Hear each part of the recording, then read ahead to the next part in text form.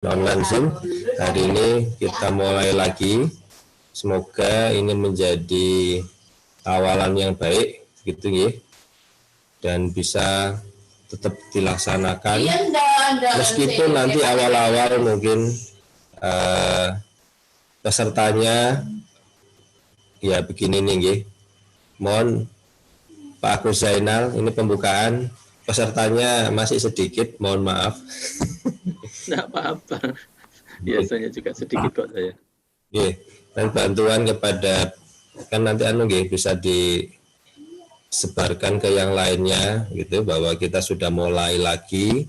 Kalau misalkan Zoom-nya, alamat Zoom-nya dibuat tetap, itu kan bisa tinggal memudahkan para jamaah ya ketika pada subuh langsung buka ini begitu.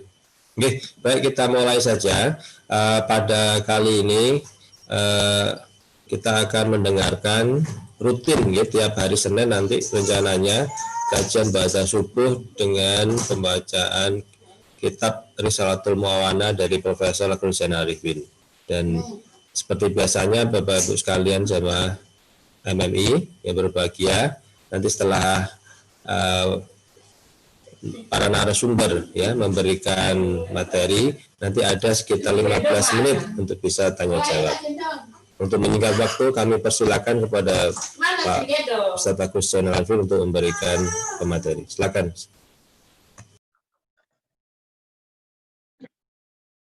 Alhamdulillah. Baik, bismillahirrahmanirrahim. Assalamualaikum warahmatullahi wabarakatuh. Bismillah walhamdulillah, wassalatu wassalamu ala rasulillah, sayyidina wa maulana Muhammad ibn Abdullah wa ala alihi wa sahbihi wa mawalah, la hawla wa la quwwata illa billah.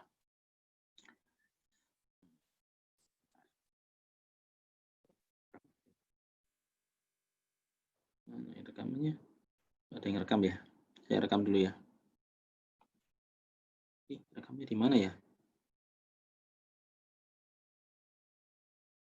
Kok nggak ada rekam ya? Ada yang tahu rekamnya nggak di mana? Hostnya mungkin Pak Prof. Oh, ini ada, sudah ketemu. Alhamdulillah, baik. Bismillahirrahmanirrahim. Ini adalah kajian pertama yang kita adakan semenjak libur Ramadan sampai saat ini. Risalatul Muawana. Baik, kita mulai. Bismillahirrahmanirrahim. Wassalatu wassalamu ala Rasulillah Sayyidina Maulana Muhammad bin Abdullah wa ala alihi wa sahbihi wa mawalah. La haula wa la quwwata illa billah. Wa qala rabbi shrah li sadri wa yassir li amri wa hlul 'uqdatam min lisani yafqahu qawli, amma ba'd. Para hadirin jamaah pengajian kajian ba'da subuh yang saya hormati, alhamdulillah hari ini kita bisa silaturahmi untuk ngaji ilmu-ilmu agama yang telah diajarkan oleh Rasulullah SAW kepada kita semua. Sebelum mulai, marilah kita berdoa untuk diri kita sendiri dan untuk sahabat-sahabat kita, terutama keluarga kita. Mudah-mudahan kita semua dikaruniai Allah Subhanahu wa taala sehat walafiat, selamat fid dunya wal akhirah, ala hadiniyah wa ala kulli niyatin salihatin, wa ila hadratin Nabi Sayyidina Muhammadin sallallahu alaihi wasallam, wa ila hadrati seluruh pendiri ITS, para dosen, para karyawan, para mahasiswa ITS dan keluarganya. Al-Fatihah. A'udzubillahi minasyaitonir rajim. Bismillahirrahmanirrahim. Alhamdulillahirrahmanirrahim. Iyyaka na'budu wa iyyaka nasta'in. Ihdinas siratal mustaqim, siratal ladzina an'amta 'alaihim ghairil maghdubi 'alaihim waladdallin. Amin. Lagi Al-Fatihah untuk penulis kitab Risalatul Muawana, yaitu Sayyid Abdullah bin Ali Al-Haddad, dan untuk seluruh guru-guru kita yang telah mendahului kita dan orang tua kita khususnya. Al-Fatihah ila ruhi sahibiha al-radim Sayyid Abdullah bin Ali Al-Haddad, Allah yataghashshahu rahmah wa usuli wa furu'i jami'a masyayikhina, Allah yataghashshahum birrahmah wal maghfirah wa yuskinhum fil jannah wa yunawwiru dharaihahum wa yu'idu alaina bi barakati anwari ma'lumi fid dunya wal akhirah. Al-Fatihah. Bismillahirrahmanirrahim. Ar-Rahmanir-Rahim. Maliki yaumiddin. Iyyaka na'budu wa iyyaka nasta'in. Ihdinas siratal mustaqim, siratal ladzina an'amta 'alaihim ghairil maghdubi 'alaihim waladdallin. Amin. Alhamdulillah, baik, kita mulai ya pengajian kitab Risalah Mu'awanah kita. Alhamdulillah, ternyata kitab ini diawali dengan topik yang pertama yang disebut dengan keyakinan. Nggak main-main karena keyakinan ini yang mendasari semua kegiatan kita, yaitu kekuatan keimanan seseorang. Kalau sampai kekuatan keimanannya ini tidak betul, maka jadinya perbuatan yang kita lakukan sehari-hari jadinya tidak tercatat dalam amal ibadah. Karena sholat itu ya penting, tapi kalau sholat tidak dilandasi dalam keimanan, jadi nggak sah. Haji ya penting, tapi kalau bukan karena keimanan, ya jadi nggak sah. Perginya ke luar negeri tadi bagaimana? Ya cuma tur aja jalan-jalan, nggak punya iman, ya nggak punya percaya pada Allah Ta'ala. Karena itu keyakinan ini menjadi mendasari seluruh amalan ibadah kita, yang lahir maupun yang batin. Nah, ada satu step di atas sedikit dari keimanan adalah keyakinan. Kita mulai ya dengan kalimat pertama dari Sayyid Abdullah Alamil Haddad dalam kitab Risalatul Mu'awanah ini. Bismillahirrahmanirrahim. Wa 'alaika ayyuhal akhi al-habib bidaquyati yaqinika wa tahsinihi. Hendaklah kalian semua saudara-saudara saya yang tercinta, hendaklah menguatkan keyakinan kalian dan membaguskannya. Saya berikan highlight di sini adalah dua bagian, yaitu kekuatan dan kebaikannya. Berarti ada kekuatan dan arah yang baik. Soalnya kalau dua ini tidak dipenuhi, satu aja jadi nggak beres. Saya ibaratkan aja keyakinan ini seperti vektor. Jadi, Bapak Ibu sekalian, adik-adik yang hadir, maaf mungkin ada beberapa yang bukan orang di bidang saintek ya, tapi insya Allah sudah paham semua tentang vektor. Vektor itu harus punya besaran dan punya arah. Besarannya itu harus besar, arahnya harus benar. Jadi kalau arahnya salah, syukur besar saja tapi arahnya salah. Nah, akhirnya kita lihat banyak sekali orang-orang yang makin kayaknya banyak ilmunya, makin besar kerusakannya di muka bumi ini. Kalau kita perhatikan koruptor-koruptor itu apa ya, orang bodoh-bodoh. Enggak, orang pintar-pintar. Terus keimanannya bagaimana mereka? Banyak juga yang ternyata yang tampilannya itu religius sekali. Sangat religius. Tapi kok bisa dia nyolong duitnya negara ya? Setelah ditanya ternyata dia punya keyakinan bahwa duitnya negara itu patut untuk dirampas karena negara ini negara togut. Masya Allah, innalillahi wa inna ilaihi raji'un. Akhirnya yang menderita orang Indonesia. Bahkan korupsi-korupsi yang pada akhir ini terungkap itu banyak yang bermoduskan ternyata penggunaan agama sebagai alasan. Korbannya ribuan umat Islam yang tentang metode Ponzi, yang tentang metode apa. Mereka punya keyakinan bahwa kayak gitu itu tidak masalah. Berarti akhirnya kekuatan yang tadinya sangat harusnya baik ternyata tidak baik, merugikan banyak pihak. Vektor ini kita biasa, yaitu punya besaran dan punya arah. Mari kita kuatkan keyakinan dan kita arahkan ke arah keyakinan yang baik. Saya coba lanjutkan ya. Fa innal yaqina idza tamakkun minal qalbi wastawalla alaihi sara al-ghaibu ka'annahu syahadah. Kalau sampai keyakinan ini sudah menetap dalam hati, wastawalla alaihi dan akhirnya bersemayam dalam hati sara al-ghaibu. Maka yang gaib pun akan menjadi seperti syahadah. Syahadah itu adalah nyata, jelas. Mungkin ada yang pernah dengar cerita enggak? Ada orang yang hal-hal yang gaib itu seperti melihat langsung ke kenyataan. Mungkin yang gaib itu diantaranya alam barzah, alam akhirat, alam yang di dalam surga, mereka bisa tahu. Itu kayaknya agak mustahil diceritakan. Ya tapi ada yang pernah tahu langsung ketemu sama siapa. Kita pernah dengar Rasulullah pernah ketemu Nabi Ibrahim, Nabi Musa, Nabi Adam juga ketemu. Waktu Mi'raj ya, ketemu semua itu. Malah saking asyiknya pertemuan itu ternyata membuahkan hasil sholat 5 waktu, nggak jadi 50 waktu. Jadi akibat ketemu dengan para nabi yang berada di alam yang berbeda. Baik, saya tidak sedang mengarah ke sana nih. Nah, yang enteng-enteng aja. Apa yang enteng-enteng itu? Ke arah gaib itu? Yang enteng-enteng ke arah gaib ini adalah yang sehari-hari kita hadapi. Bahwa alam kubur itu ada. Bahwa surga neraka itu ada. Lebih enteng lagi? Lebih enteng lagi. Bahwa takdir itu ada. Bahwa semua ini diatur oleh Allah Ta'ala. Implementasi contoh paling gampang, kita contohkan waktu sholat Allahu Akbar, kita menghadap kepada Allah Subhanahu wa Ta'ala. Waktu kita sholawat, Allahumma sholli ala sayyidina Muhammad, kita berhadapan langsung dengan Rasulullah Shallallahu Alaihi Wasallam. Ya goib, al-ihsan aja definisinya ka'annaka tarahu. Ya, ta'budullah ka'annaka tarahu. Masih ka'annaka, seperti kamu melihat langsung. Jadi kan nggak melihat langsung, cuma seperti. Maka menata ekspresi kita supaya melihat langsung ini kalau yakinnya kuat, ini sudah seperti syahadah. Yang goib-goib itu seperti nyata, dohir. Itulah sebabnya kalau misalnya kita beneran dalam menata ini semua, indadzalika yaqul al-mumkinu kama qala Ali karamallahu wajhah, law kushifal ghidha'u mazdatu yaqinan.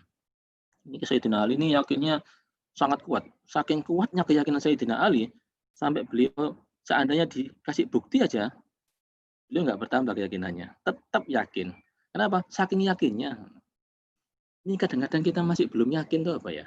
Contoh paling gampang lagi. Babi itu diharamkan untuk umat Islam. Saya masih nggak yakin. Saya harus cari bukti untuk meyakinkan diri saya agar saya tenang. Saya harus percaya, tapi kan logikanya di mana logikanya? Akhirnya dicarilah alasan. Apa tuh alasannya? Mengandung cacing bibita. Mengandung cacing bibita sehingga nanti hidup di dalam perut orangnya yang makan babi nanti akan jadi sakit terus meninggal. Atau meninggalnya itu mudah. Atau nanti penyakitnya banyak. Tapi kalau mau diperhatikan benar, coba kita ke negara-negara maju yang suka makan babi atau babinya dipakai makanan sehari-hari. Ternyata pada panjang umur. Beberapa negara itu memiliki angka harapan hidup di atas 86, 87. Indonesia ini 71 angka harapan hidupnya menurut BPS ya. Beberapa negara lain yang juga tidak membiasakan makan babi juga gitu. Ternyata tidak ada hubungannya antara angka harapan hidup dengan konsumsi babi. Kalau begitu kita capek-capek menerangkan bahwa babi mengandung cacing bibita sehingga diharamkan, agak kesulitan. Problemnya adalah kita masih mencari bukti kenapa kok babi itu diharamkan. Seandainya kita santai aja, sudah kamu diharamkan babi ini. Baik ya Allah, saya percaya bahwa memang babi ini tidak boleh saya konsumsi. Cukup, enak ya sudah. Kuat keyakinannya. Saking kuatnya kalau sudah diperintah begitu, tenang.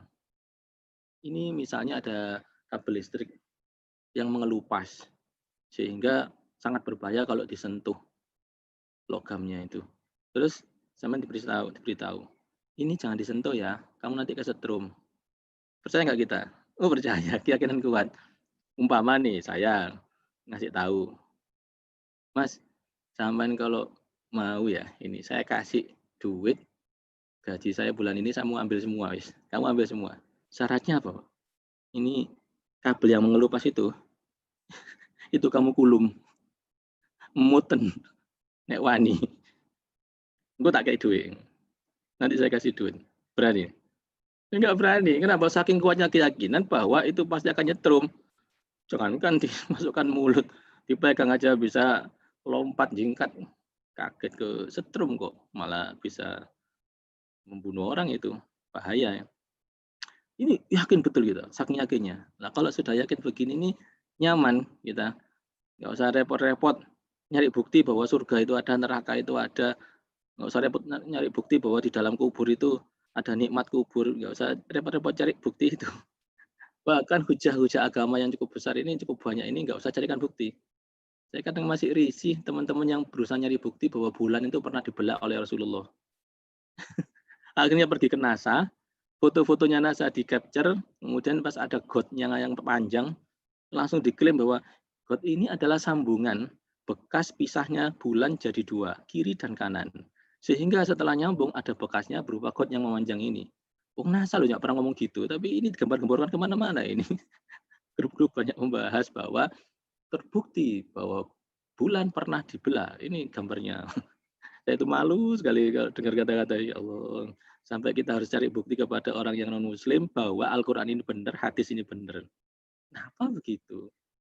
Karena belum kuat keyakinan kita. Walhasil harus cari-cari bukti tentang kebenaran Al-Quran.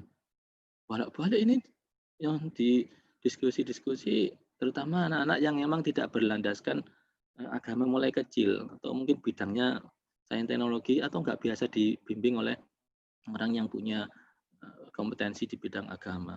Sehingga selalu isinya adalah mencari kebenaran Islam, membuktikan kebenaran Islam, mencari bukti kebenaran Islam. Arah ke sana itu jadi nggak efektif. Kenapa? Ini kan masalah keyakinan. Kalau keyakinan kita seperti itu, akhirnya akan kerepotan sendiri nyari-nyari bukti. Baik, saya kembali ke sini lagi, bahwa hari-hari dalam sehari-hari kita ini selalu dipenuhi dengan keyakinan-keyakinan. Yang sudah terjadi ini apakah Allah Ta'ala yang memutuskan? Iya, yakin. Kalau enggak, nanti kita ribut sama orang. Itu kejadian kok sampai diambil orang itu. Waduh, dendamnya luar biasa ke orang itu. Padahal Allah Ta'ala sudah menulis jauh sebelum dunia diciptakan di masa azali. Namanya apa? Loh Mahfud. Ya, sudah ditulis semua. Termasuk orang yang ngambil, orang yang nambah, orang yang memberi, orang yang mengambil, yang mencuri. Itu semua sudah ditulis. Sakit kita ini karena disantet oleh orang itu. Maka ini harus diselesaikan. Saya harus membalas ini. Kalau seandainya ekonomi seseorang itu juga tidak dalam kondisi dirancang oleh Allah Ta'ala, banyak orang yang akhirnya nggak terima. Yang disalahkan tentu orang lain, entah itu istrinya, entah itu anaknya, dituduh sebagai penyebab jadi jatuhnya ekonominya. Ribut. Padahal kalau kita ketahui semuanya itu sudah diatur oleh Allah Subhanahu wa Ta'ala. Keyakinan ini tata. Kalau keyakinannya baik, insya Allah nanti aktivitas hariannya semuanya baik. Bahkan menghadap Allah Ta'ala dalam keadaan baik. Ini hadirin sekalian, bahwa kalau sampai yakin ini sudah menjadi sangat kuat dan baik, keinginan kita ini, maka sesuatu yang gaib jadi seakan-akan jelas. Ya, ini dari depan mata saya ini. Allah Ta'ala, surga, Rasulullah ada ini. Hingga kata sholat, tahiyat akhir, tahiyat awal, Assalamualaikum ayyuhan nabiyyu wa rahmatullahi wa barakatuh. Ini Pak, kamu latihan, kalau mau latihan ya. Salam wahai engkau, wahai Rasulullah. Salam kepada engkau. Kalau assalamualaikum atau assalamualaikum kan orangnya ada kan? Ada. Terus ngomongnya pelan. Kan enggak teriak-teriak. Assalamualaikum ayyuhan. Enggak kan? Pelan. Kalau sholat tahiyat kan kita selalu ngomongnya pelan. Assalamualaikum ayyuhan nabiyyu. Nah, coba ditata keyakinan kita bahwa Rasulullah itu ada dan sangat dekat. Kok sangat dekat? Nah, kan disuruh bisik-bisik. Assalamualaikum ayyuhan. Bisik-bisik berarti Rasulullah dekat. Dan dalam berbagai hadis disebutkan Rasulullah akan menjawab salam orang yang memberikan salam kepada beliau. Berarti waktu kita at-tahiyatul mubarakatuh itu, dan pas sampai assalamualaikum ayyuhan nabi, kita itu sedang mendengar sebuah jawaban sholawat dan salam kepada kita. Rasulullah yang jawab sendiri. Waalaikumsalam. Itu ada. Lagi-lagi, kalau keyakinan kita masih belum kuat, nggak akan mendengar itu. Dan kalau belum baik, nggak akan menganggap itu. Maka sesuatu yang gaib, kalau kita sangat yakin, maka dia seakan-akan menjadi jelas. Ini saya sampaikan, Sayyidina Ali tadi menyampaikan, lauku syifal ghita'u mazdatu yakinan. Sekiranya tabir kegaiban tersingkap, aku tidak akan bertambah keyakinan. Artinya Sayyidina Ali itu sudah sangat yakin dan seluruh hujah-hujah agama yang membutuhkan kepercayaan. Sehingga Rasulullah ketika Mi'raj itu disampaikan kepada para sahabat waktu itu ya, yang hadir itu yang enggak Islam itu jadi sedikit saja. Loh, tadinya banyak Islam ya, tiba-tiba murtad. Kenapa? Enggak percaya, Rasulullah kok bisa pergi ke Palestina dalam waktu cuma semalam, terus itu dari Palestina langsung ke langit. Itu yo apa cerita dia, bojo, enggak yakin. Inilah problem yang terjadi pada umat Islam, bahkan sampai kehilangan kepercayaan diri sehingga tidak bangga menjadi umat Islam. Kalau gitu, kalau sampai kita sudah nggak percaya diri sampai akhirnya meminta pembenaran kepada yang bukan Muslim, itu lebih parah lagi. Baiklah, saya mencukupkan bahwa syifal kita ini artinya seandainya tabir kegaiban, maklum kita kan dengan hal-hal gaib atau dunia alam yang gaib tadi itu, alam malakut, alamul jinni, alam di alam-alam yang lain itu kita nggak punya hubungan, maka ya sudah. Maka kita harus yakin betul kalau Sayyidina Ali, meskipun ada tabir antara kita dengan gaib itu dan tabir itu disingkap sehingga kita bisa melihat langsung surga neraka, itu nggak akan tambah amalan. Kenapa? Sudah yakin soalnya. Kalau mau contoh gini, Anda sekarang beramal enggak? Beramal ya. Terus amalan Anda banyak enggak? Menurut saya sudah banyak ini, Pak. Terus tiba-tiba kita disingkapkan pandangan kita, bisa langsung melihat nikmat kubur, bisa langsung nikmat di surga. Berubah nggak amalannya? Berubah, lebih baik lagi ya. Berarti tadi itu masih belum yakin, ketika disingkap baru yakin. Sampai ikut manafanan, ikut sholawatan, terus baca sholawatnya itu dengan penuh riang gembira. Membayangkan bahwa Rasulullah itu memang ada di depan kita, dan yakin Rasulullah lagi bicara dengan kita, menjawab salam kita. Terus seandainya ini ya, seandainya disingkap betul-betul Rasulullah ada di situ, itu tambah khusyuk apa enggak sholawatnya? Sama, lah itu berarti sudah tahap keyakinan itu berarti yakin bahwa Rasulullah hadir, enggak berubah. Jadi seandainya bisa disingkap bahwa Rasulullah ada di situ. Para ulama banyak itu yang kalau sholawatan itu langsung berhadapan dengan Rasulullah, ketemu Rasulullah gitu. Sering ada cerita-cerita seperti itu, mesti kayak Hamid, Pak Surwan misalnya lagi sholawat, tiba-tiba beliau langsung terdiam. Setelah selesai sholawat ditanyakan, kenapa? Rasulullah persis di hadapan saya berdiri, saya malu kalau mau berdiri. Itu berarti beliau langsung melihat. Ini nggak semua orang memang bisa. Rasulullah sendiri punya kejadian mirip seperti itu. Sama sahabat beliau jalan-jalan sampai di salah satu kuburan makam, beliau bilang, sebentar berhenti ya sahabat. Kenapa Rasulullah? Rasulullah ngambil pelepah kurma kemudian ditancapkan di dekat kuburan itu. Dan Rasulullah mengatakan bahwa ini akan berdoa untuk si ahli kubur tadi. Pertanyaannya kenapa kok begitu? Kok sampai harus kita doakan sekarang ini juga? Dia lagi disiksa soalnya. Berarti kejadiannya ada di alam barzakh itu Rasulullah dengar langsung. Nah, sahabat tadi ada hito, ada hijab atau tabir tadi. Sehingga beliau tidak mendengar langsung apa yang terjadi di alam kubur. Rasulullah karena tidak ada tabir itu bisa mendengar langsung jeritan orang yang lagi dipukuli di alam kubur tadi. Nah, sahabat yang mendengar tadi langsung yakin, oh iya memang dipukuli orang ini. Rasulullah sudah bilang begitu kok. Inilah keyakinan yang sangat kuat karena beliau yakin. Alhamdulillah. Agak repot memang, tapi kalau sudah kita dapat ini, wah nikmat sekali. Gimana, kangen nggak kepingin sholat, Allahu Akbar, mulai bismillah sampai salam nanti itu. Nikmat sekali menikmati sholat. Nah, kalau nikmat itu, pertanyaan saya gini, kalau lagi sholat atau ibadah tertentu, kita merasakan kenyamanan, kepingin lekas selesai atau kepingin nggak lekas selesai? Masih agak lama gitu. Kepingin dilama-lamakan ya. Iya.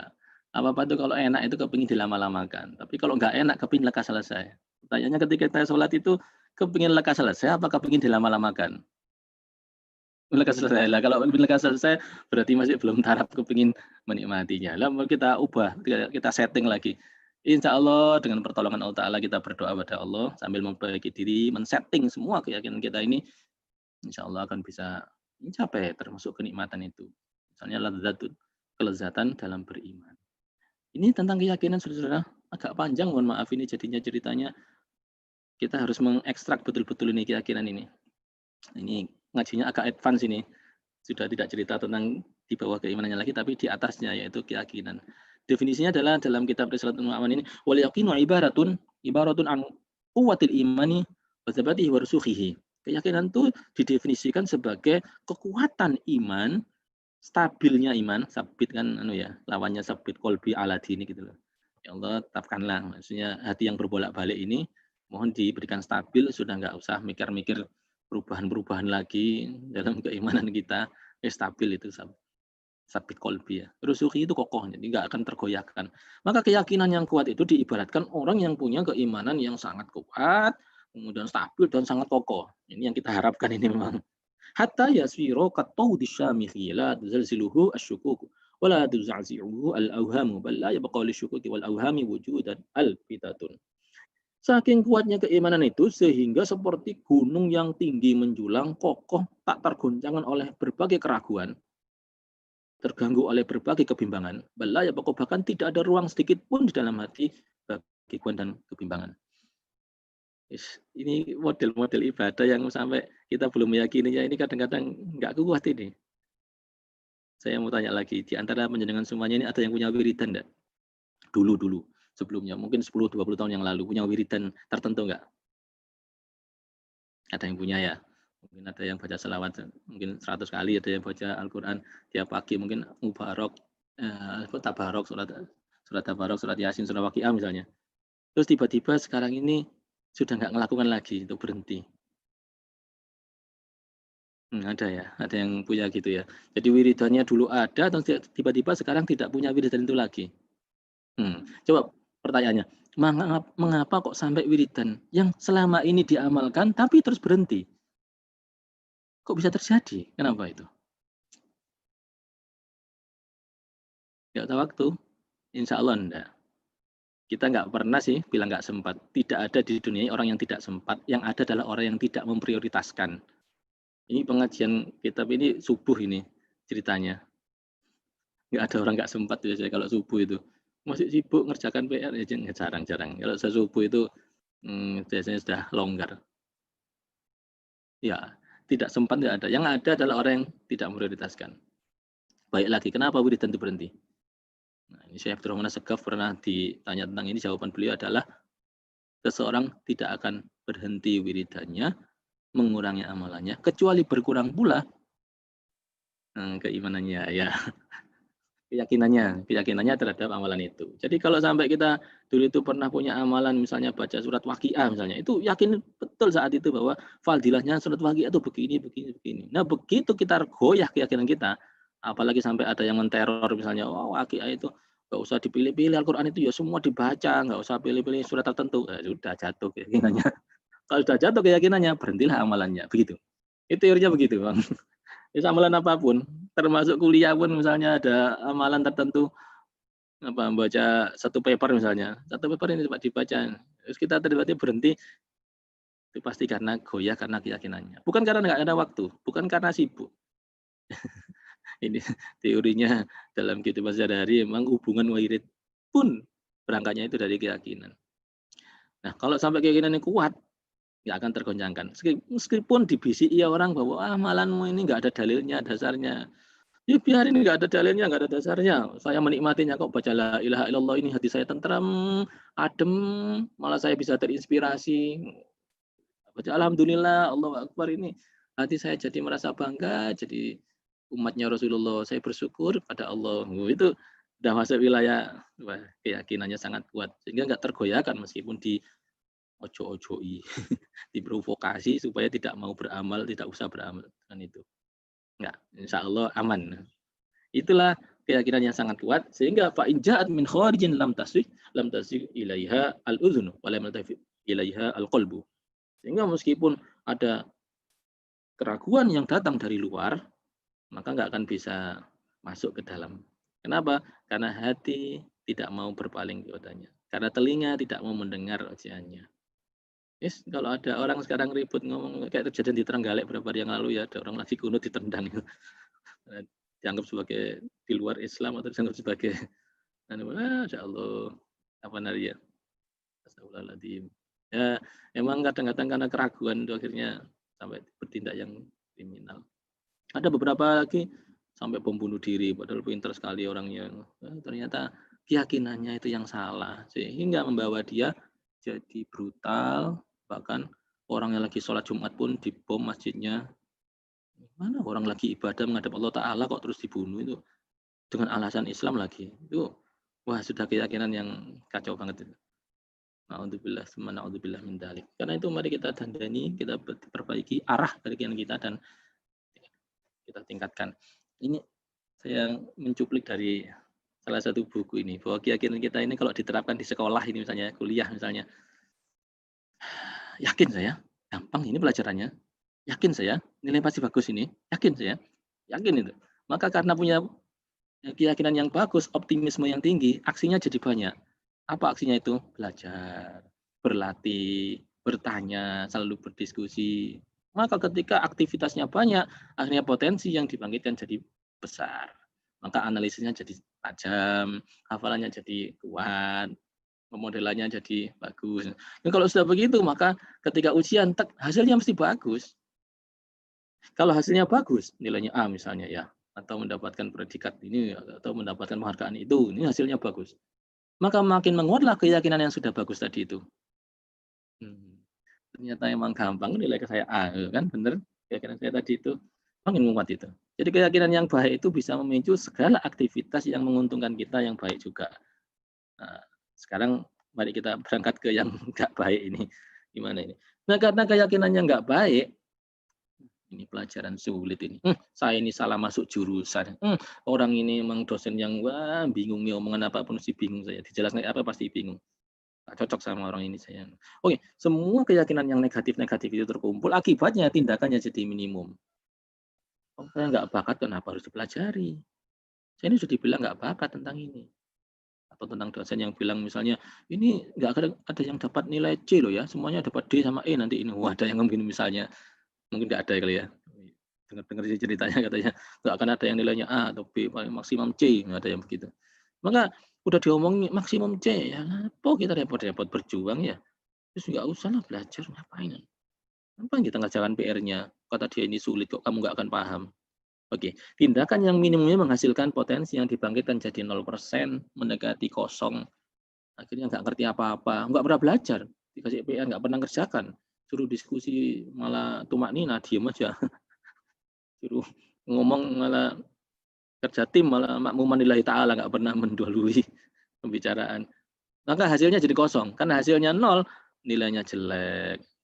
Nilainya jelek, maka menguatlah keyakinan itu kan.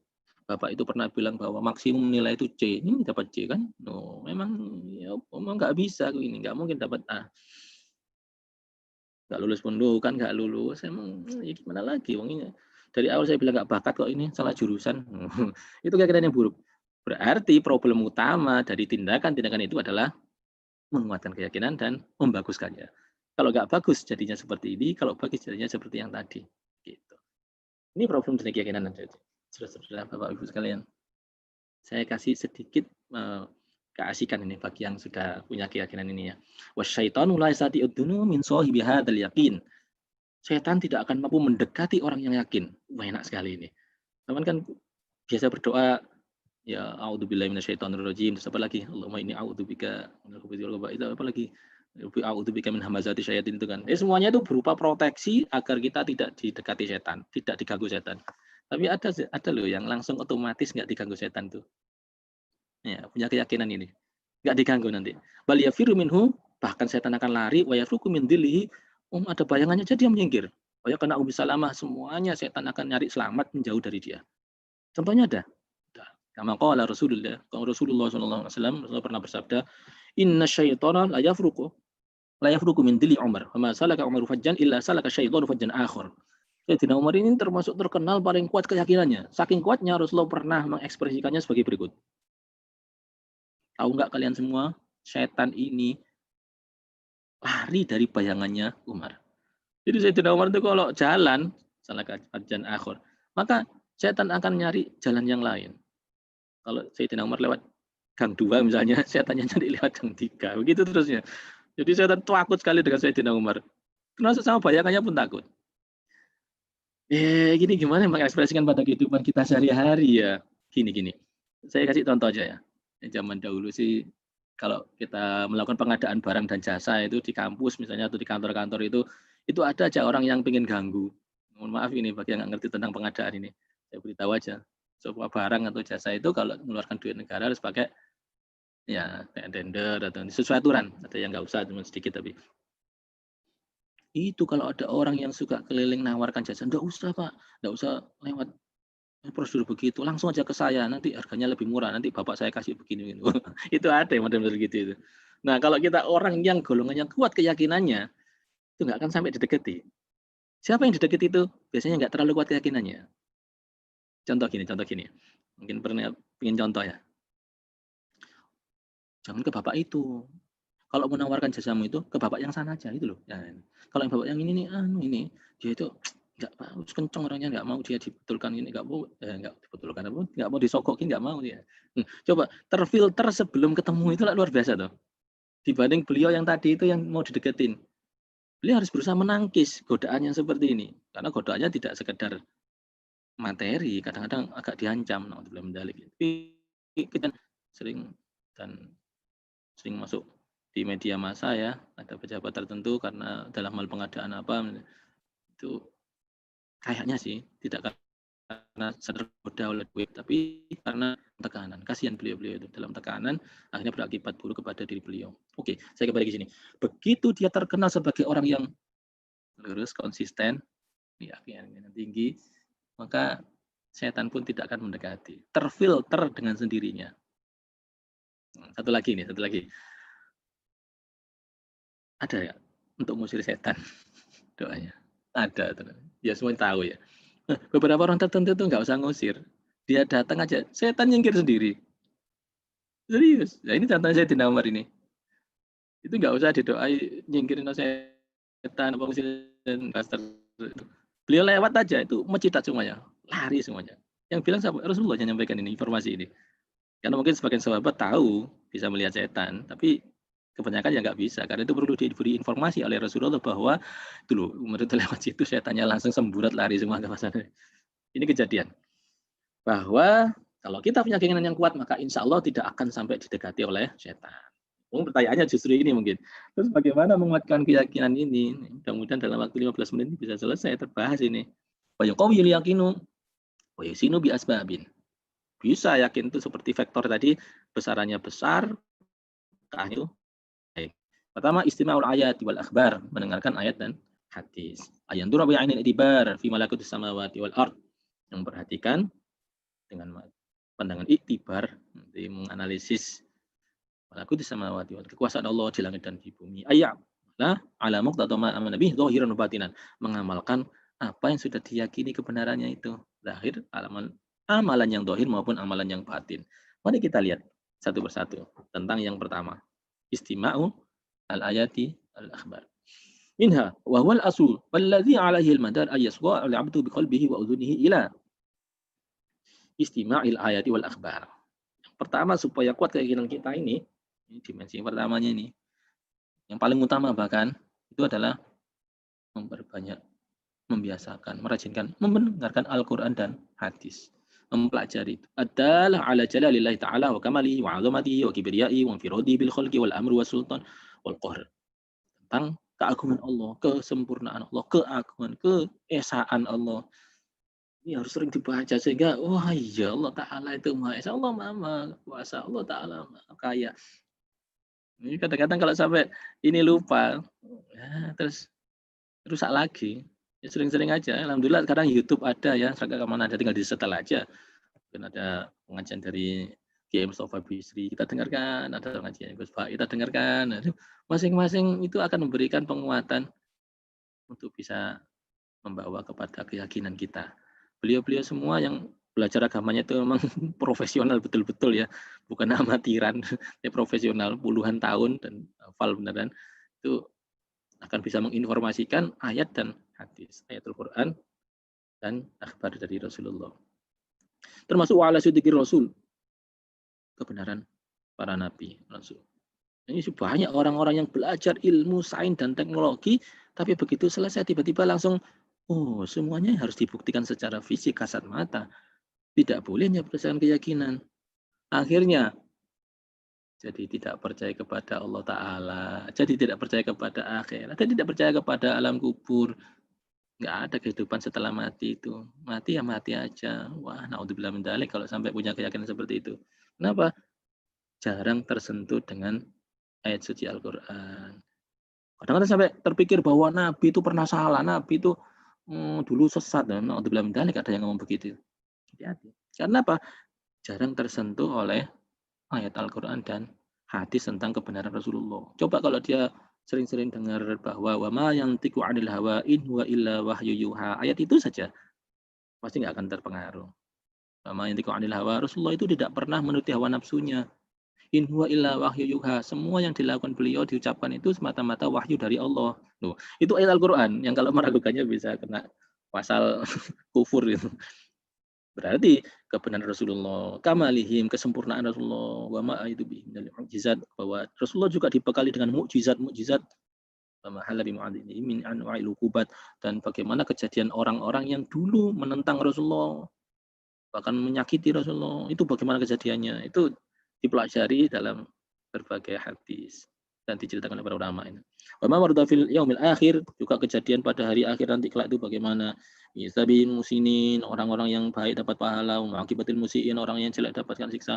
Wa ila kauni hadzal amru kafiyan fi ifadatil yaqin il isyara yaqulu lahu ta'ala. Ini. Semua ini diterangkan di dalam Al-Qur'an. Di antaranya adalah ayat yang berbunyi Bismillahirrahmanirrahim. Awalam yakfihim anna anzalna 'alaikal kitaba yutla 'alaihim. Awalam yakfihim anna anzalna 'alaikal kitaba yutla 'alaihim. Tidaklah cukup kami telah turunkan Al-Qur'an ini, dan Al-Qur'an ini ayat-ayatnya sudah dibacakan kepada kalian semua. Rasulullah setiap ada ayat itu disampaikan kepada para sahabat, dibacakan. Sampai tajwidnya pun dibacakan, apalagi maknanya diterangkan semuanya oleh Rasulullah. Nah, ini adalah pelajaran penting bahwa kita harus sering-sering dengar ayat suci Al-Quran. Maknanya yang baik, yang benar bagaimana, yang benar. Hadis-hadis Rasulullah, bagaimana Rasulullah kalau ada kayak gini, bagaimana Rasulullah pendapatnya, bagaimana Rasulullah pendiriannya kalau ada begini. Ini komparasi langsung kepada Rasulullah. Karena itu yang pertama ini adalah kita tahap studi. Ada 3 tahap ya. Yaitu mendengarkan Al-Quran dan hadis tentang Allah Ta'ala, kemahaagungan Allah, kesempurnaan, maha sempurnanya, maha esanya, menciptakan pemerintah memaksa. Ini adalah sifat-sifat yang kita harus pelajari. Allah Ta'ala melakukan itu. Sehingga kita pun jadi paham Rasulullah itu benar. Yang disampaikan oleh beliau Rasulullah adalah semata-mata dari Allah. Kesempurnaan beliau, mujizat-mujizatnya kita jadi paham. Ini menguatkan keyakinan ini. Itu. Jadi kalau ini kurang, biasanya keyakinannya juga jadi kurang. Mari yang bagian ini, dimensi yang studi ini kita perlebar, kita tambahi bobotnya, gitu. Sehingga kita yakin betul tentang pahalanya orang baik, sisanya orang jahat. Dunia ini adalah mazru'atul akhirah, tempat menanam. Dunia ini belum ada pembalasan nanti di surga. Ini hati-hati loh, kadang-kadang nggak percaya ini. Kalau nggak percaya itu gini akhirnya. Ayo orang itu loh, sholatnya padahal itu rajin, tapi kok masih melarat ya? Hati-hati ini. Kayaknya benar, tapi jerumuskan ini. Itu padahal sering puasa loh, tapi nilainya kok jelek ya? Wah, hati-hati. Kenapa? Karena masih mencampurkan. Ya, padahal tadi disebut ad-dunya mazru'atul akhirah. Ini Rasulullah bersabda begitu. Dunia itu adalah tempat menanam, akhirat tempat memanen. Berarti kalau di dunia ini kita menunggu panenan, ya keliru. Panenannya nanti di akhirat. Jadi di dunia ini walaupun ada orang yang suka korupsi misalnya, wajahnya tetap ganteng, ya bisa, itu bisa terjadi. Atau nggak pernah korupsi tapi wajahnya jelek misalnya, itu pesek misalnya, bisa terjadi. Kan nggak ada hubungannya. Balasan di akhirat. Dunia tempat menanam. Gitu. Ini keyakinan juga ini harus dipahami. Ya memang ada kalau amalan yang baik itu mendapatkan balasan, tapi itu hanya rihul qabul. Hanya sekedar ya teaser aja, teaser ekstra. Aslinya nanti di akhirat, bukan di dunia. Ini adalah step 1. Step 2-nya adalah observasi.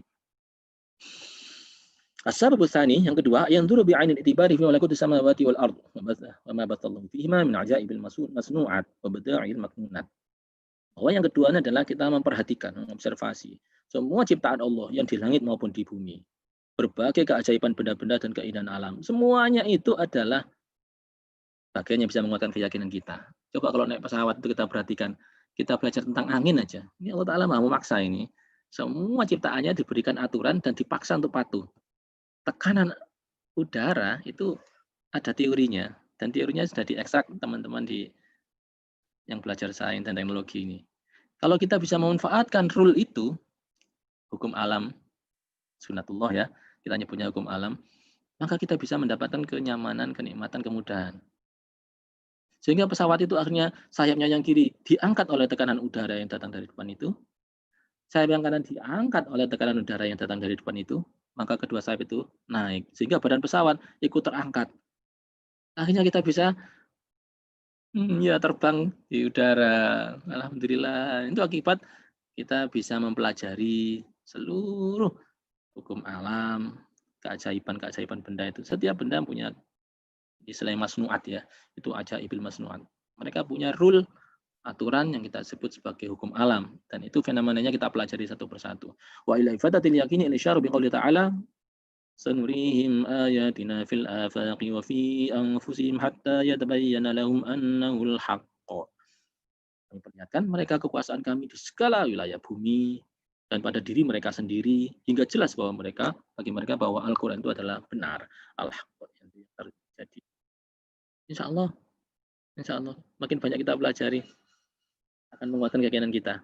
Jadi kalau di antara kita hadirin ini ada yang belajar tentang ilmu matematika, ilmu fisika, ilmu kelautan, ilmu komputer, dan semua ilmu, nggak usah kecil hati.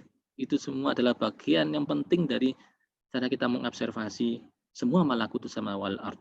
Malakutus samawati wal ard ini, malakutus samawati wal ard ini kerajaan langit dan bumi, termasuk kekuasaan Allah. Karena kita belajar tentang fenomena-fenomena itu, akhirnya dapat menguatkan keyakinan kita. Ini dimensi kedua. Terakhir, dimensi yang ketiga adalah implementasi. Mudah-mudahan dengan 3 dimensi ini kita kuatkan, kuat pula lah keyakinan kita.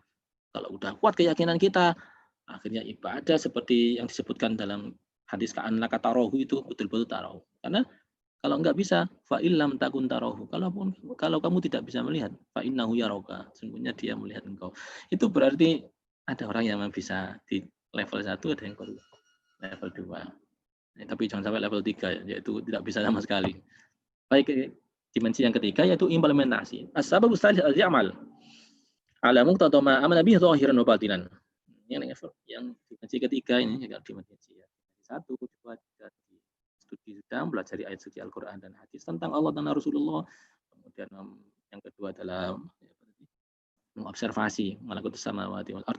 Yang ketiga adalah berimplementasi, yaitu mengamalkan apa yang sudah kita yakini, kita pelajari. Amalan-amalan yang diajarkan oleh para ulama, tapi harus dengan didasari oleh iman. Amalan dohirun maupun amalan batinan. Amalan dohirun sudah tahu, yang ada fisiknya, yang ada keluar resource-nya, itu dohiran. Batinan itu amalannya dalam batin, hati. Keikhlasan, tidak boleh sombong, tidak boleh riya, kita lakukan dengan penuh ridho, selalu berbaik sangka dengan siapapun, itu berarti amalan batinnya. Ini semua diimplementasikan. Kalau nggak diimplementasikan berarti dimensi ketiganya ini agak berat. Kalau dimensi ketiganya agak berat, maka vektornya nggak akan bisa besar. Karena baru 1 dimensi atau 2 dimensi, belum dimensi ketiga. Belajar agamanya kenceng, tapi ternyata nggak ngamalkan agama. Jadi nggak bisa yang ketiga ini. Istilahnya kayak si Muzadi dulu itu, nilai agamanya 8, tapi subuhnya jam 8. Ya, wa yusammir bidzalika wa yubadil istita'afi imahunaka. Dan dalam rangka implementasi ini terus-menerus berupaya meningkatkan kemampuannya dalam hal agama. Saya belum pernah sholat sunat wudhu. Saya sholat wudhu apa aja dari doanya ya. Kita baca di kitab-kitab para ulama. Al-Adkarnya Nawawi. Saya belum pernah sholat kusuf, sholat khusuf. Ini ada kendaraan matahari. Ikuti kita. Mana caranya kita belajar. Ini adalah mengamalkan satu persatu. Wa ila ifadatil isyar wa qawli ta'ala. Ini Al-Quran mensupport yang dimensi ketiga ini. Walladzina jahadu fina lanahdiyannahum subulana. Dan orang-orang yang sungguh-sungguh menempuh jalan kami, mencari keridhaan kami, lanahdiyannahum, pasti akan kami berikan petunjuk. Jadi kalau nunggu hidayah itu agak berat. Kenapa? Karena dilakoni dulu, nanti hidayah akan datang. Lanahdiyannahum, pasti akan kami beri hidayah. Kami tunjukkan subulana, jalan kami. Dilakoni 3-3-nya ya. Kita coba ini dalam seminggu ke depan, coba aktivitas ini diarahkan ke 3 ini. Kalau di luar 3 ini nanti dulu. Ini termasuk penting tapi tidak mendesak, atau tidak mendesak tapi seperti penting. Tapi kalau sudah masuk 3 ini, coba ini kayaknya penting dan mendesak ini. Kita jalankan ini. Baik, saya kira sampai di sini dulu hal keyakinan, penguatan keyakinan, dan membaguskan arah keyakinan. Mudah-mudahan ini bisa bermanfaat untuk kita semua. Ada slot untuk bertanya. Saya persilakan boleh bertanya melalui chat juga boleh. Jadi kita bisa mendapatkan umpan balik dari sini. Ada yang bertanya kah di chat ini? Apakah mungkin ya kita bisa melihat hal-hal yang gaib itu langsung kasat mata? Kalau Allah Ta'ala menghendaki mungkin, karena banyak ceritanya. Dan bahkan cerita itu ya tadi diantaranya itu bisa berefek sampai meringankan beban sholat wajib kita yang tadinya 50 waktu menjadi 5 waktu. Itu akibat beliau Rasulullah Shallallahu Alaihi Wasallam bertemu langsung dengan Nabiullah Musa alaihi salam yang sudah wafat sekian ribu tahun yang lalu, dan ternyata beliau bisa berdiskusi dengan Nabiullah Musa. Kalau sering lihat cerita-cerita ulama kita ya, dengar ulama kita itu banyak sekali yang konsultasi langsung ketemu sama Sunan Ampel, Sunan Bonang, sehingga bisa mendapatkan nasihat yang bagus. Itu ternyata ya itu. Tapi tidak membahas tentang itu tadi ini ya. Bahas yang al-ghaib di yang gampang-gampang saja ini. Jangan nggak usah yang terlalu pelik. Enggak, kita sehari-hari soalnya diperintah oleh Allah Ta'ala juga untuk beriman kepada yang ghaib. Ya, alladzina yu'minuna bil ghaibi wa yuqimuna sholata. Berarti yu'minuna bil ghaibi ini karakter pertamanya orang mutakin di dalam surat Al-Baqarah ini enggak mudah untuk mengimplementasi, karena sementara ini kayak percaya kayak enggak. Bahkan beliau Nabi Musa juga pernah disuruh oleh Allah Ta'ala untuk memotong 4 ekor burung ya, dan meletakkannya di penjuru yang saling berjauhan. Itu pertanyaannya apa ya? Ya, minta bukti. Sehingga ditanyakan oleh Allah Ta'ala, afalam tu'min? Apa kamu enggak beriman? Bal liyatma'inna qalbi. Iman ya Allah, cuman supaya hati saya tenang. Oh, berarti kalau iman itu sudah memuncak menjadi suatu keyakinan, maka hati bisa tenang. Akhirnya diberi bukti, yaitu burung tadi dipotong, dagingnya dicampur, setelah mix dagingnya langsung dipisah jadi 4, taruh di 4 penjuru, jauh sekali, terus dipanggil oleh Nabi Musa.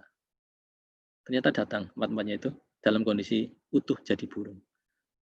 Terbang mendekati Nabi Musa. Berarti ini kekuasaan Allah Ta'ala ya, butuh keyakinan. Iman yang kuat akhirnya menjadi yakin. Saya kira ini saja yang bisa kita sampaikan. Waktunya juga sudah mulai siang. Kita akhiri. Kalau tidak ada yang ditanyakan, mungkin saya silakan bareng 1-2 menit. Silakan hadirin, ada yang disampaikan? Highlight. Assalamualaikum warahmatullahi wabarakatuh. Waalaikumsalam Pak Gun. Ngapunten lagi nopo bareng-barengan. Mungkin ada pertanyaan dari yang lain sebelum yang akan datang ini. Kita kasih waktu 10 menit. Kalau nggak ada, saya mau nanya ini. Tadi masalah keyakinan ini. Sekarang ini kan kita hadapi masalah COVID ini. COVID Corona ini kan juga nggak terlihat barangnya. Dan ini akhirnya juga banyak korbannya, terutama juga takmir masjid diolok-olok sama orang misalkan begitu. Oke. Nah itu masalah keyakinan ini istilahnya itu solusinya supaya jamaah itu tenang, juga takmir ini sebagai pengurus masjid ini juga nggak merasa berdosa begitu. Karena kan ada, ikut masjid itu ya duduk nggonmu sih, kok sama-sama saya naik dulu ya. Baik, terima kasih Pak Gun. Hal yang sama juga lagi kita pikirkan. Insya Allah hari ini mulai buka lagi masjidnya, karena WFO-nya kita mulai dari ini, work from office. Pak Gun dan Bapak Ibu sekalian, saudara-saudara, Corona ini bukan barang gaib, dia bisa deteksi. Tapi karena saking kecilnya, jadi seperti barang gaib. Orang-orang yang tidak punya keyakinan bahwa itu ada, itu sulit sekali menerangkannya, karena nggak nampak langsung. Nggak usah takut sama makhluk corona diwedeni. Itu bodoh-bodoh ciptaannya Allah Ta'ala. Ya macan pun ciptaan Allah Ta'ala, tapi kalau dia lagi di depan itu, ya mencitat, harus lari supaya tidak sampai diterkam. Ya, ini pun terjadi di berbagai ciptaan Allah Ta'ala yang memang membahayakan. Ini memang diciptakan untuk berbahaya, untuk memangsa. Nah, kalau sudah begitu kita harus menghindari. Itu perintah Allah Ta'ala juga suruh menghindari itu. Nah, kalau seperti ini tidak diberitahukan bahwa kita tidak boleh takut, artinya dengan nekat, itu namanya menjatuhkan diri pada kehancuran. Wala tulqu aydiyakum ila tahlukati wa ahsinu. Di Al-Qur'an jelaskan supaya kalian tuh hati-hati betul, jangan sampai menjatuhkan diri kalian terhadap musibah bahaya. Kalau sampai terjadi, itu berarti melanggar perintah Tuhan, menyia-nyiakan kenikmatan yang diberikan oleh Tuhan. Nah, berarti kita menghindari ini pun masuk perintah dari Tuhan. Apalagi kalau sampai tadi studi ya, mendengarkan ayat suci Al-Quran dan hadis-hadis Rasulullah. Ternyata pernah terjadi zaman dulu itu, zaman Rasulullah, zaman sahabat, zaman para ulama-ulama dulu, pernah terjadi dan banyak ternyata contoh-contoh kejadiannya, di mana musibah-musibah berupa pandemi, wabah, dan sebagainya itu ternyata pernah menimpa beliau-beliau. Zaman dulu di Mekah pun kan menimpa, zamannya para sahabat juga telah terjadi. Dan ternyata perintahnya Rasulullah, para sahabat, dan para ulama tadi mirip sama dengan kita, isolasi mandiri. Ya. Orang yang sedang masuk daerah itu tidak boleh keluar, orang dari luar tidak boleh masuk daerah itu, karena daerah itu lagi pandemi. Itu ternyata di antara sejarah-sejarah ini. Ya, orang yang tidak pernah baca sejarah itu, sehingga tidak tahu bahwa pernah terjadi sebelumnya, itu agak sulit. Yang kedua tadi apa? Pengamatan. Malakuti samawat. Bahwa ternyata berita tentang corona ini, itu harus dipelajari. Ada. Ukurannya emang kecil, nggak mudah dilihat. Bahkan orang yang kena pun tidak mudah deteksi. Kadang pakai swab itu baru tahu ya, kalau dengan rapid test itu masih negatif kadang-kadang. Ternyata dengan swab positif. Padahal rapid test itu diharapkan bisa jadi deteksi awal, lebih sensitif. Ternyata enggak ya. Kadang-kadang sudah dicek dengan rapid test ternyata masih negatif. Padahal itu sesungguhnya OTG. Ya, berarti memang informasi tentang COVID ini juga harus benar. Nah, sering-sering mendengarkan informasi COVID dari orang yang tidak benar atau membaca COVID beritanya yang berita tidak benar, bikin orang jadi salah paham.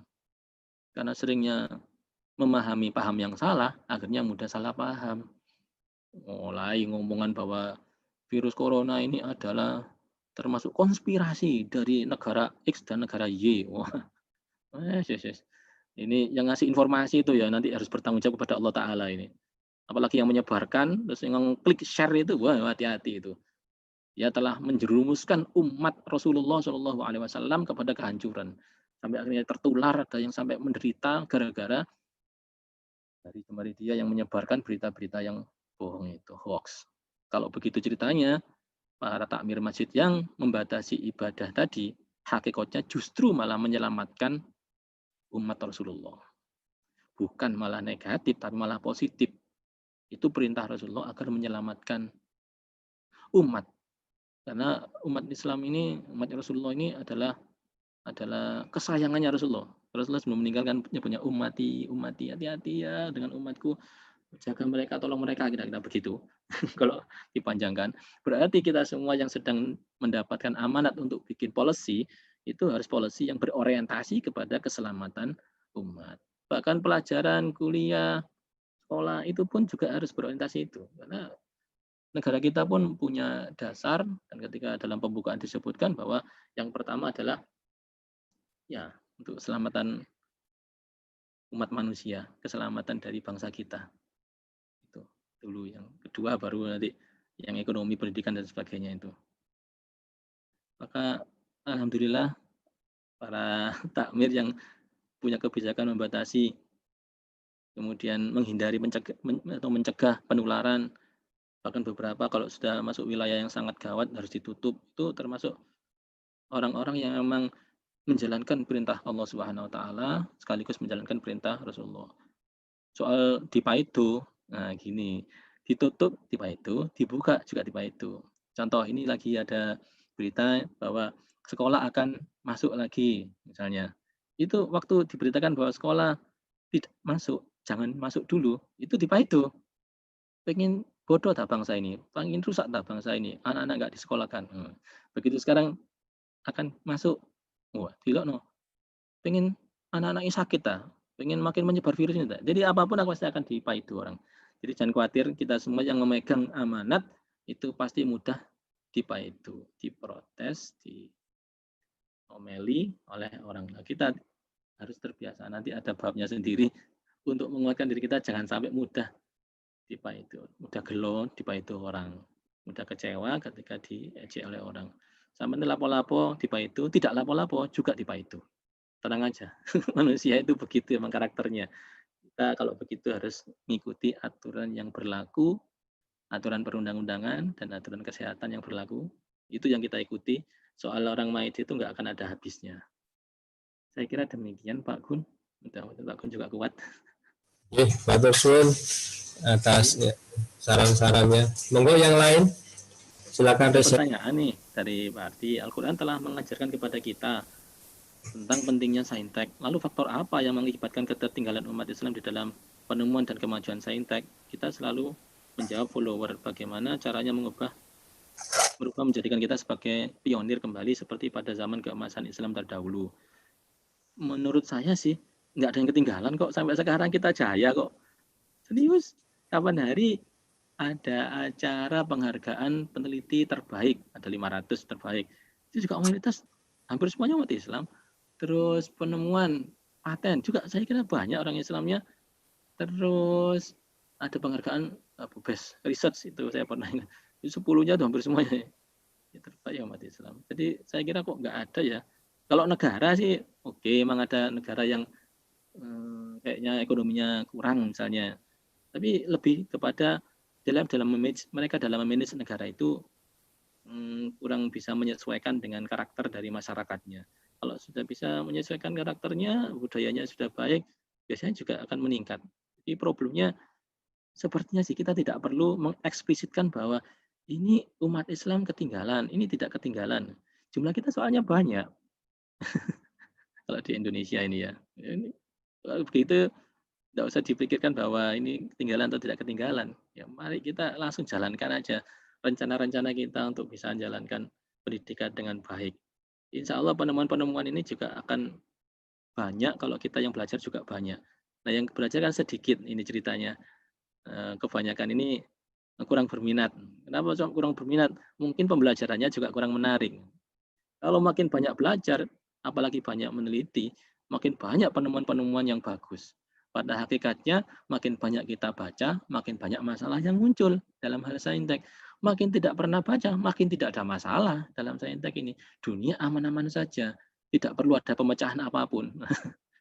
Karena itu lebih dibanyakkan lagi yang belajar di sini, dan yang belajar nanti itu akan bisa menemukan masalah-masalah dan sekaligus mengusulkan solusi-solusi. Saya kira itu aja. Ini kebiasaan untuk baca ini. Nggak pandang Islam atau tidak Islam. Dan bisa memuaskan. Okay. Alhamdulillah karena kita akhiri ya Pak Gun ya. Kita akhiri guys. Sebelum kita akhiri, Bapak Ibu sekalian, kami informasikan bahwa besok insya Allah kita lanjutkan lagi kajian ini dengan narasumber Pak Agus Purwanto ya tentang iptek dalam Islam.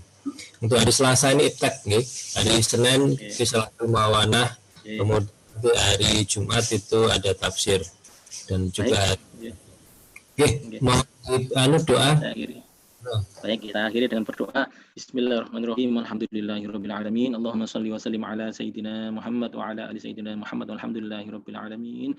Allahumma shalli wa sallim ala sayyidina Muhammadin tibbil qulubi wa dawaiha wa afiyatil abdani wa shifaiha wa anwaril absari wa diyaiha wa alihi wa sahbihi wa sallim. Allahumma ja'alna sihah wal afiyah sabah fi ta'atillah. Rabbana atina fid dunya hasanah wa fil akhirati hasanah wa qina adzabannar. Wa sallallahu ala khairi khalqi wa nuri 'arsy sayyidina Muhammad wa ala alihi wa sahbihi ajma'in. Bifadli subhana rabbika rabbil izzati amma yasifun, salamun alal mursalin, alhamdulillahi rabbil alamin. Saya kira assalamualaikum warahmatullahi wabarakatuh. Waalaikumsalam warahmatullahi wabarakatuh. Baik Bapak Ibu sekalian, kita akhiri. Mohon izin saya tutup, dan kita jumpa besok lagi dengan gelombang yang sama insya Allah. Assalamualaikum warahmatullahi wabarakatuh.